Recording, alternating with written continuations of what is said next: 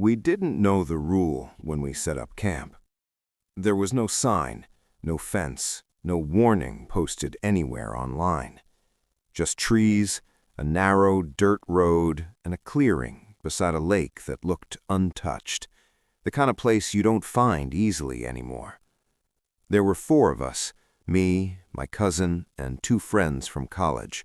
We'd planned the trip for weeks, phones off, no city noise, just one night under the stars before heading back. By the time we reached the clearing, the sun was already low. The lake was still, too still. No insects, no birds. That should have been the first warning. We set up tents, started a small fire, and joked about how quiet it was. Someone even said it felt like the place was holding its breath. We laughed. At sunset, we noticed something strange. Across the lake, on the opposite shore, there was another campfire, already lit. No tents, no people, just fire. We assumed another group had arrived earlier. We waved. No response. As night fell, the fire across the lake stayed exactly the same size. Never crackled, never shifted, just burned steadily. At around 9 p.m., one of my friends suggested walking over to say hi. The lake wasn't wide, maybe a 10-minute walk around. When we reached the other side, the fire was gone. No embers, no ashes, no marks on the ground, just cold dirt. That's when we heard footsteps behind us.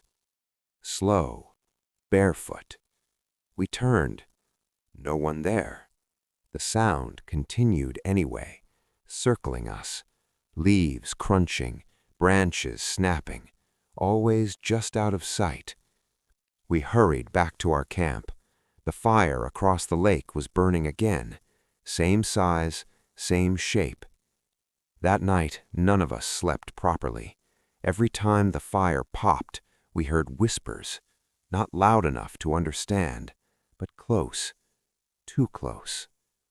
At exactly 2:17 a.m., the lake rippled. Something walked into the water from the opposite shore. We heard the splash, then footsteps, coming from the lake. Wet footsteps, approaching our camp. We froze. The footsteps stopped just beyond the firelight. Then a voice spoke. Not threatening, not angry, disappointed. You weren't supposed to stay. The fire across the lake went out instantly. Our own fire died at the same time. Total darkness. We didn't move until morning. At sunrise, the clearing looked different, older. The trees felt closer. As we packed up, we found something near the water. 4 footprints, bare, facing the lake, but we had never gone there. When we reached the road, there was a wooden sign we hadn't seen before, carved deeply into the wood. Day use only. We never went back. But sometimes, when I see a fire burning alone in the distance, perfectly still, I know someone ignored the rule again. The wrong turn didn't feel right at first. It was late afternoon, the sun low enough to stretch long shadows across the highway, and we were already behind schedule. Just one wrong exit, one missed sign, that's all it takes. There were 3 of us in the car, me, my friend Aaron, and his cousin, Leah. We were driving back from a short trip, tired but relaxed, talking without really listening to each other. The GPS recalculated. Take the next right, it said. The exit wasn't marked. No sign, no number. Just a narrow road peeling off the highway, bordered by trees that looked older than the rest of the landscape. Aaron hesitated. "Does that look right to you?" he asked. The GPS insisted. We turned. The moment we did, the signal dropped. No bars, no data, just the offline map spinning uselessly. The road narrowed almost immediately. The asphalt changed color, older, rougher, cracks filled with dirt and weeds. The trees on either side leaned inward, their branches forming a loose canopy overhead. No houses, no power lines, no mile markers. We drove for 10 minutes without seeing another car. That's when Leah noticed something strange. "Didn't we pass that tree already?" She pointed to a bent oak with a split trunk. We hadn't turned around, but there it was again. Same bend, same scar on the bark. Aaron laughed nervously. "You're just tired." We drove on. 5 minutes later, the tree appeared again. This time, none of us laughed. The GPS flickered back on for a second. No route, no destination, just one word in the center of the screen. Continue. The sky darkened faster than it should have. Not sunset, something heavier, like the light was being pulled away instead of fading. The radio crackled. Then a voice came through. Not a station, not static. A voice speaking calmly, slowly. "You missed the turn." Aaron turned the radio off. The silence that followed felt too thick. At last, the road opened into a clearing. A small cluster of buildings stood ahead. Abandoned. Wooden houses leaning at odd angles, windows boarded up, one street lamp flickering weakly despite no visible power source. A faded sign stood at the entrance. The name of the place had been scratched out.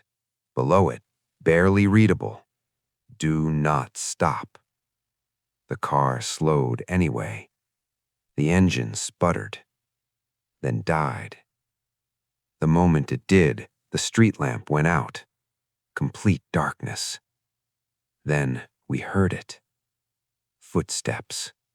Multiple, slow, surrounding the car.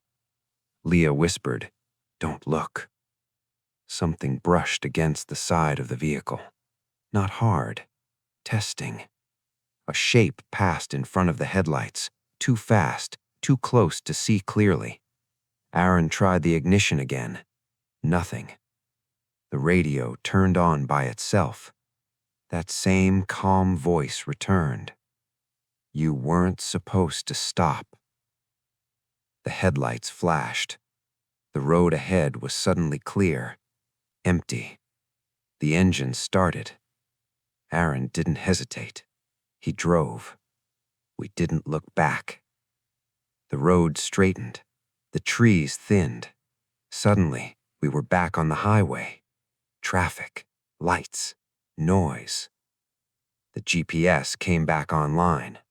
It showed no record of the detour, no alternate route, no delay. Later that night, curiosity got the better of me. I searched old maps, archived records. I found it. A small settlement that used to exist where we'd driven. Abandoned decades ago after a series of disappearances. The final note in the record chilled me. Travelers who stop are often mistaken for residents. I don't take unfamiliar exits anymore. And if my GPS ever tells me to continue without directions, I don't. We rented the house because it looked peaceful. That was the word the listing used over and over. Peaceful. Quiet countryside, no neighbors nearby. Perfect for a short family break away from the city. Just 2 nights, nothing complicated. It was me, my wife, and my younger sister. A simple trip. The house was old but well kept. Wooden floors that creaked gently, wide windows, and a long porch that wrapped around the front. It smelled faintly of dust and something sweet like dried flowers. The owner wasn't there when we arrived. The key was under the mat. Inside, the house felt lived in, not furnished, used, like someone had just stepped out and hadn't quite finished leaving. We did a quick walkthrough: living room, kitchen, bathroom, 2 bedrooms, and one more door at the end of the hallway, the guest room. I opened it halfway and stopped. The room was neat, too neat. The bed was made perfectly with the blanket tucked in tight. A glass of water sat on the bedside table. The curtains were drawn just enough to let light through. I assumed the owner had forgotten to reset it. My wife frowned. Didn't they say no one stayed here before us? I shrugged.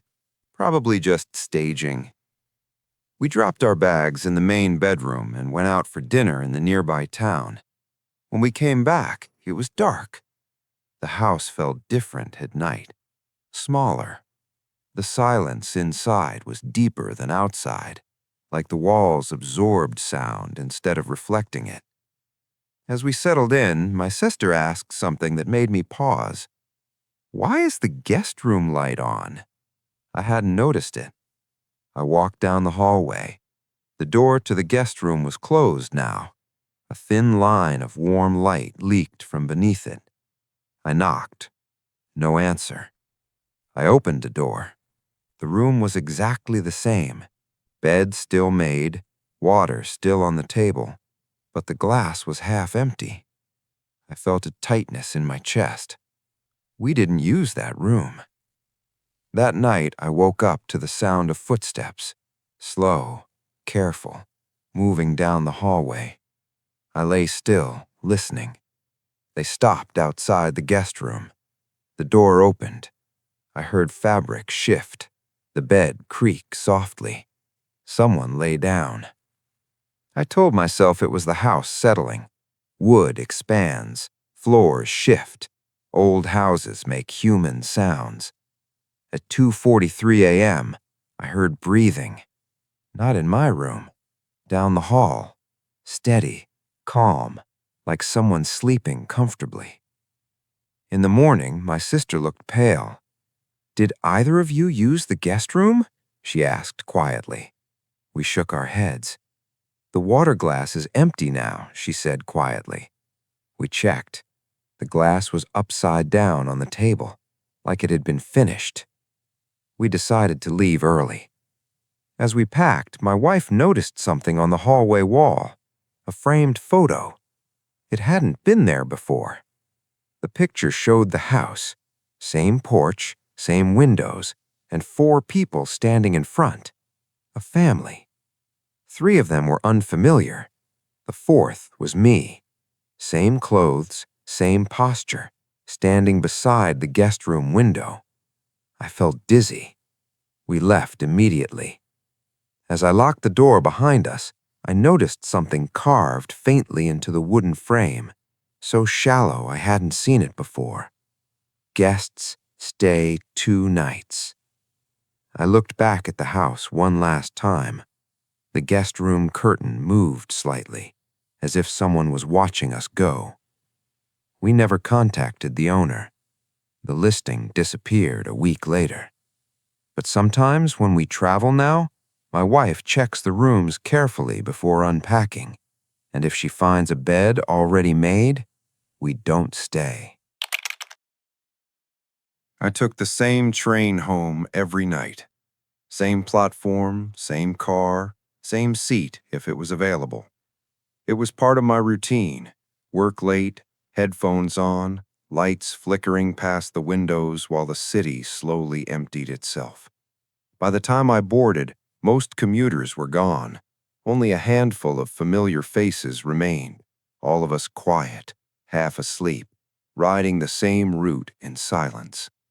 That's why I noticed immediately when the train didn't slow where it was supposed to. My stop was the second to last before the line ended. The train always decelerated gently, the familiar squeal of brakes echoing through the tunnel before the platform lights came into view. That night, it didn't. The train passed my stop without slowing. At first, I thought I'd miscounted stations. It happens when you're tired. I checked the digital sign above the door. Next stop, terminal. That was wrong. There was no terminal after my stop. The line ended at a maintenance yard. No platform, no passengers allowed. The train continued forward. No one reacted. The other passengers sat quietly, staring ahead, phones dark, eyes unfocused. I stood up and walked to the door. Outside the window, the tunnel looked different. Wider, the walls smoother, the lights spaced farther apart, glowing dimmer with each second. I pulled the emergency intercom. Nothing happened. No response, no alarm. The train slowed at last, but not for a platform. It stopped in the tunnel. The lights inside the car dimmed. The doors didn't open. An announcement crackled over the speakers. Not the automated voice I was used to. This one sounded tired. Please remain seated. No one moved. I sat back down slowly. The train began moving again. When it finally stopped, the doors opened onto a platform. But it wasn't one I recognized. No signs, no maps, no advertisements. Just a long concrete platform stretching into darkness. A few passengers stood up and exited calmly. They didn't look back. I stayed in my seat. The doors stayed open longer than usual. The announcement returned. This stop is yours. I froze. I checked the car number, the line map, anything to ground myself. The train lights flickered. I stood up without meaning to. My legs felt heavy, like they were resisting me. I stepped onto the platform. The doors closed immediately behind me. The train pulled away. The platform was silent. The air felt stale, unmoving. I walked toward what looked like an exit at the far end. Halfway there, I noticed something unsettling. The sound of footsteps behind me, matching my pace. I stopped. They stopped. I turned around. The platform was empty. I hurried forward. The footsteps followed. At the end of the platform was a stairwell. No signage, no lighting beyond the first few steps. I didn't go up. I sat down on a bench and waited, hoping another train would come. Time passed strangely. My phone showed no signal. The time didn't change. The lights above me flickered once, twice. Then I heard the train again. It arrived silently. Same car, same doors. They opened. Inside, the seats were empty. I stepped back inside. The doors closed. The train moved. When it finally stopped, the doors opened onto my station. Normal lights, normal sounds, people walking. I stepped out shakily. Everything looked the same, but something felt off. The next morning, I checked transit alerts. There was a notice posted overnight. Service interruption. Unregistered stop. No explanation. That night, as I waited on the platform, I noticed something new on the digital sign. A destination beneath the usual route. Unlisted, unmapped, terminal. I don't take the train anymore, but sometimes, late at night, when I'm half asleep, I hear it. The sound of brakes that don't quite stop, and a voice asking, "Are you getting off this time?" I didn't plan on stopping for the night. The motel wasn't on my route, and I hadn't even been tired enough to consider pulling over until the road changed. The highway lights thinned out, the radio lost signal, and my phone dropped to one bar. That was when the sign appeared.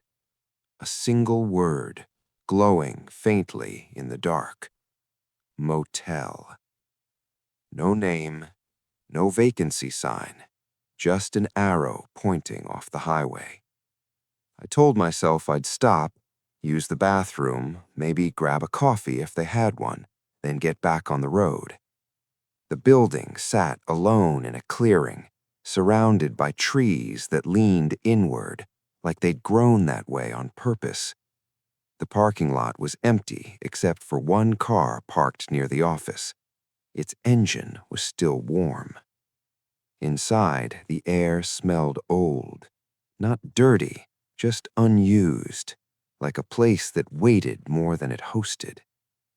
The clerk stood behind the counter before I rang the bell. I hadn't heard a door open. He was thin, pale, and dressed too neatly for a roadside motel. His smile was polite, practiced. "You're late," he said. I laughed nervously. Didn't know there was a schedule. He slid a key across the counter. Room 12. I hadn't asked for a room yet. "I'm actually just—" "You'll want to sleep," he interrupted gently. "You're always tired by this point." That stopped me. "I don't think we've met," I said. He nodded. "Not like this." The key was cold in my hand. The hallway outside was long and narrow. Every door was closed, every curtain drawn. Room 12 was at the far end. The door was already unlocked. Inside, the room looked normal. Bed, nightstand, small TV. But the mirror over the dresser was covered with a cloth. I didn't remove it. I sat on the bed and checked my phone. No signal. At 1:17 a.m., someone knocked. 3 soft taps. I didn't answer. The knocking came again, slower this time. I opened the door just enough to see the hallway. The clerk stood there, still smiling. "I told you," he said, "you'd get here around now." I asked him what he meant. He looked past me, into the room. "At least this time you stopped," he said. My stomach tightened. "Last time?" I asked. He didn't answer. He turned and walked away, his footsteps fading faster than they should have. I locked the door. At 2:03 a.m., I heard footsteps outside my room. They stopped at my door. No knock, just breathing, close to the wood. I stayed still. At 2:17 a.m., my phone vibrated. A notification appeared. Check-in confirmed. I hadn't checked in. The screen flickered, and for just a moment I saw a photo. Me, standing in the motel hallway, facing room 12, from behind. I didn't sleep. At dawn, I left without checking out. The office was empty. The clerk was gone. So was the car in the parking lot. When I reached the highway, my phone regained signal. A notification appeared. "Thank you for staying with us again." I searched for the motel later. There was no listing, no address, no reviews. Just one archived photo on an old travel forum, a motel sign, and a comment beneath it. "If they already know your name, don't stay."